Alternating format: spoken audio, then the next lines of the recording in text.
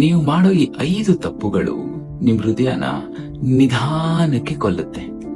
ಅದೇನೇನಂದ್ರೆ, first, ನೀವು ತಿನ್ನುವಂತ bad food habits ಆಗಿರ್ಬೋದು. Like for example junk foods ತಿನ್ನೋದಾಗ್ಲಿ, ಎಣ್ಣೆ ಪದಾರ್ಥ, ಮೈದಾ, ಇದೆಲ್ಲ ಏನ್ ಮಾಡುತ್ತಂದ್ರೆ ನಿಮ್ ರಕ್ತನಾಳ ಅದರಲ್ಲಿ ಫ್ಯಾಟ್ ನ ನಿಧಾನಕ್ಕೆ ಅಕ್ಯುಮುಲೇಟ್ ಆಗ್ತಾ ಹೋಗುತ್ತೆ. ಎರಡನೇದು ಸ್ಮೋಕಿಂಗ್. ಒಂದೇ ಒಂದ್ ಸಿಗರೇಟ್ ಸಾಕು, ಅದು ನಿಮ್ ರಕ್ತನಾಳನ ಡ್ಯಾಮೇಜ್ ಮಾಡುತ್ತೆ. ಮೂರನೇದು ಬಂದು ಎಕ್ಸರ್ಸೈಸ್. ಯಾರು ಎಕ್ಸರ್ಸೈಸ್ ಮಾಡದೇ ಇರ್ತಾರೆ, ಮನೇಲಿ ಸುಮ್ಮನೆ ಕೂತ್ಕೊಂಡಿರ್ತಾರಲ್ಲ, ಅವರಿಗೆ ಈ ಹಾರ್ಟ್ ಅಟ್ಯಾಕ್ ಅನ್ನೋದು 2 ಪಟ್ಟು ಜಾಸ್ತಿ ರಿಸ್ಕ್ ಇದೆ. 4ನೇದು ಸ್ಟ್ರೆಸ್. ನಾವು ಜಾಸ್ತಿ ಸ್ಟ್ರೆಸ್ ತಗೊಳ್ಳೋದ್ರಿಂದ ಏನಾಗುತ್ತಂದ್ರೆ ನಮ್ ಬ್ಲಡ್ ವೆಸಲ್ಸ್ ಅಲ್ಲಿ ಪ್ರೆಷರ್ ಜಾಸ್ತಿ ಆಗುತ್ತೆ. ಅದರಿಂದ ಏನಾಗುತ್ತಂದ್ರೆ ನಮ್ ರಕ್ತನಾಳಗಳೆಲ್ಲ ಡ್ಯಾಮೇಜ್ ಆಗುವಂತ ಚಾನ್ಸಸ್ ಇದೆ. ಮತ್ತೆ 5ನೇದು ಬಂದ್ಬಿಟ್ಟು ಈ BP, ಶುಗರ್ ಆಗಿರ್ಬೋದು.